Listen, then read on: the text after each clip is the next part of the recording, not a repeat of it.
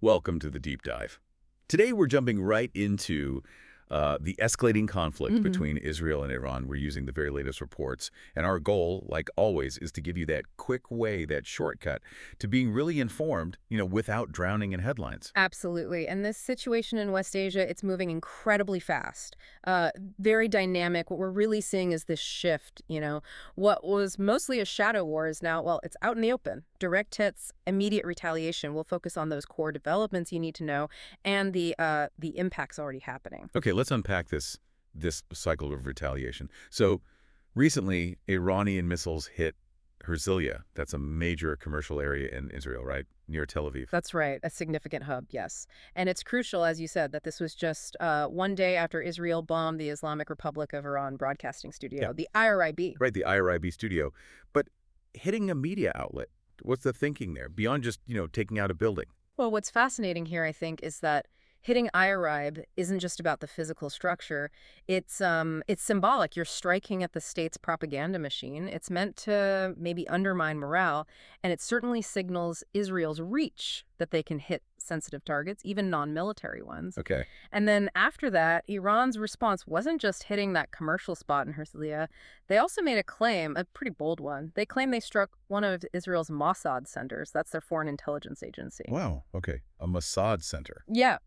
And meanwhile, Israel seems to be doubling down on targeting Iranian commanders, very high-level figures, most notably the elimination of Ali Shamdani. He was described as Iran's wartime chief. And significantly, a close aide to the supreme leader, Ali Khamenei. A wartime chief Yeah. and close to Khamenei. So taking him out, that's more than just removing one person, isn't it? What does that signal? About Israel's intelligence, maybe? Or the potential disruption inside Iran? Precisely. It's not just about the individual, though he was clearly important.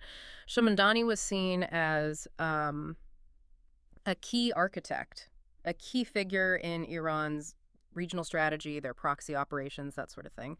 So taking him out doesn't just remove a commander. It could really disrupt their command structure, their communication lines. It potentially forces Iran to rethink things, maybe creates a bit of a leadership vacuum, or at least causes some serious internal reshuffling. Okay. And then here's where it gets really interesting, right? Because the U.S. steps in Hmm. directly. U.S. President Donald Trump put out a very direct warning on Truth Social. He wrote, and this is the quote, Iran should have signed the deal I told them to sign. What a shame and waste of human life. Hmm. Then he says, simply stated, Iran cannot have a nuclear weapon. I said it over and over again. Everyone should immediately evacuate Tehran. Wow. Yeah.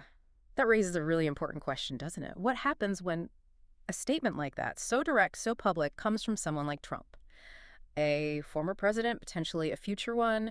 The deal he mentions, that's likely the JCPOA, the Iran nuclear deal he pulled the U.S. out of. Right. But the immediate effect of that warning, it was stunning. Reports came out that Iranians immediately started evacuating Tehran, the capital city. Really? Just based on that post. That's what the reports indicated. That kind of reaction, it just speaks volumes about how seriously people took that warning. It shows the perceived gravity and how a message, even one sent outside normal diplomatic ways, can have an instant, tangible impact on the ground. That immediate evacuation. It really highlights how precarious things feel there, Yeah. doesn't it? It points to this deep anxiety among ordinary people.